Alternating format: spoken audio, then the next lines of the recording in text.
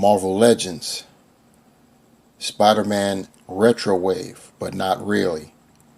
Jessica Drew Spider-Woman. Let's get it.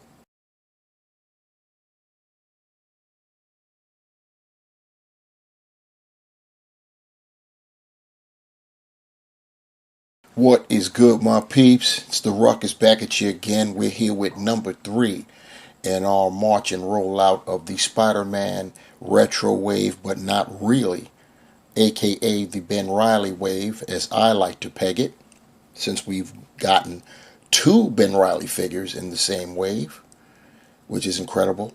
No Peter Parker to speak of in this wave at all. Not that that's a biggie. We've got other Spider-Man related characters. I think that's a good thing that we get to branch out. And what we got going on now is Jessica Drew in her newest costume. She's since reverted back to her classic, but this is her newest costume. And you see what we got in the clamshell. She comes with a second set of hands. One of them is a wall-crawling hand. Once again, spider characters, spider-related characters, anything, anybody that's exhibiting spider powers, they should come with a set of fists, a set of wall crawlers. This particular Spider-Woman, Jessica Drew, doesn't shoot webs, but she does have like a venom blast, so she could have come with some kind of energy accessory, but we didn't get that. Anyway, on the left side, you see some nice artwork with our Jessica Drew. On the back, we've got a digital render of the figure. It's looking pretty good there. We also have a bio. This particular wave has brought back the bios. Jessica Drew, Spider-Woman. Genetically enhanced, Jessica Drew takes on a security job that is more than it seems, bringing Spider-Woman face to face with nemesis new and old. Now that we have Jessica Drew Spider-Woman out of the packaging, got her before us, you can see what we got going on. The body is molded in black, and it's you got the red paint apps, and you got some yellows in there. The thing that you see that's obviously different is she is not following her classic motif of red, black, and yellow. She has yellow in there. She wasn't giving that up. You see that at the bottom of the spider emblem on her chest, and she's got the yellow and red on her forehead. And then when I turn to her arms and you look at the hands, she's got them on the outer portions of her hands there. So she still managed to incorporate yellow in her costume, but overall her costume has taken on a more shall we say historic or traditional spider lore sense, with the black and the reds and the mesh webbing on the reds. So as you can see, I'll turn back to the arms. You see that she's got the line work going on, and pretty clean. Both sides. She's got the spider logo on her chest, as we mentioned before. Even on her shoes, the bottom of the shoes are in red, and they've got the web mesh lining going on, so that's cool. Turning to her back, she still has that there. Let me move her hair so you can see that she has the yellow diamond that's bordered in red, and the mesh webbing is continued on her back. So you got to give Hasbro kudos for that, considering that you can't really move the head like that. They could have tried to get away with cheapening out and not do anything back there, so they get flowers for that. Look at the bottoms there. She's got more of her yellow triangles, and then you've got the red line going from calves down to ankles, so pretty cool. Her hands, looking at the hands, let me move an arm right there. The fingers are in red, and they put in the line work on the fingers too, so I gotta give Hasbro their props. The spider logo looks very nice as well. Mine looks nice and clean, so that's pretty cool in terms of a height measurement. We'll take that now. Jessica Drew is coming in at about 6¼ inches as far as articulation goes, and the body itself. Her upper torso, I believe, is Shriek influenced, we'll call that. And as far as her legs, they're not pinless, but they are thicker. So we do have, they're not going to be gummy. So this is pretty cool. This looks very nice. I don't know why they didn't just go with pinless legs, because they could have done that too. But the fact that these legs have some substance to them, they're not gummy, it'll work. And the fact that they're black and they're pinned is okay, because it all, blends together. It's just the principle of the thing, I guess. In terms of her articulation, her head is on a ball peg. She can get it to go down, but it's going to try to snap back. And then if you find a way to keep it there, if you keep it there too long, the hair is going to look crazy, because it's going to move up, like you could see right there. You can scratch going back at all because of that hair.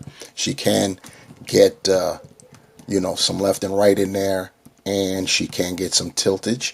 She can lift her arm up better than 90 and rotate at that shoulder 360. She's got bicep swivel. She's got double jointed seamless and pinless elbows. She's got the swivel there at the wrist, and horizontal. Everything is horizontal, all hands. In terms of her torso, she's got a diaphragm, so she's not going to get much going forward. As you can see, she can go back that much. Anything will help, considering she's a flyer or a glider, what have you. And she can tilt and swivel. Legs, she could do the splits that much. It would be nice if they were better, considering she's a spider character. She can lift her legs up very nicely, so we do get that. Go back, decent for going back. She's got the thigh cut, double jointed pinned knees, as I stated before. And she can point her toe that far forward. Not so much going up. She does have ankle pivot, and she does have holes, peg holes at the bottom of her feet. Quick shot of Spider-Woman with her additional hands. Her left hand is a straight up splayed wall crawling hand, and the right hand, though you can claim it to be a wall crawling hand, it's more the same female gesturing hands that we get with, well, basically every female figure. Here we've got a comparison of the 3 different versions of Spider-Woman that we have gotten. We have on our left, that is her once and current costume, and this is the Skrull Queen that I just I put on the head sculpt that makes her into Spider-Woman. I could have pulled off the original figure to show the differences in the bodies. The reason I'm mentioning that is because our current Spider-Woman and the previous version, the one on our left, that is a we'll call it modified Moonstone body. I didn't mention that earlier, so I figured I'd do that now. If I had pulled off the original Spider-Woman figure, you'd be able to kind of sort of see differences. I'd probably have to point them out a little bit, but they are clearly there. For the most part, though, it's pretty good. From the waist down is definitely Moonstone style. On our right, we have Jessica's last costume that she wore, and you could see it was a total deviation from the other 2 there, and you see what bucket's on. This wasn't a comparison for discussing the bucks. It's simply to show the differences in her uniform selections. So to close this one out, the Hasbro Marvel Legends Spider-Man retro, but not really wave. Jessica Drew Spider-Woman. Glad that we got an update on the costume. It's crazy that she's already gone back to her classic style, but it is what it is. I will say this about this particular costume, this figure, the the red and webs on the outsides of the arms. I'm looking at her. I don't know if it translates well through the camera, but from my vantage point up here, she looks like she is buffed. It's giving the illusion that her arms are bigger than what they are, and it just looks crazy from my semi bird's eye view. The paint apps are very nice. Speaking of those web lines in the red, the spider logo is cool. So yeah, it's pretty nice. It's on the modified Moonstone Buck, which is it used to be all the rage back in the day simply because it was a more shapely female body mold, and they can modify it because the shriek legs would be a very serviceable replacement for these pinned legs. Fortunately, because she's mostly in black, the pins don't really interfere with the aesthetic, so that's cool. And we do get the double jointed pinless arms topside, so that is you gotta love that. That's for sure. Head sculpt is beautiful, just like on the previous the classic version. I believe they're nearly the same, except that we definitely get the digital printing this go round, which will always enhance the features on a head sculpt. So that is that will always be acceptable and preferable for real. It would have been nice to have more articulation, like in the hip area, because this is a spider-based character. It would have been nice to have gotten two wall crawling hands. At least she doesn't need thwippers because she doesn't thwip, but she does emit energy, so it would have been nice to have had some energy effects included, but they were not.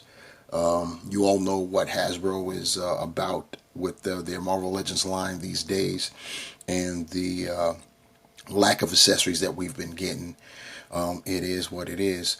But anyhow, I'm going to wrap this one up and continue to march down with this retro but not really wave. Next go round, we are going to have a bona fide retro figure because that's how it gets done.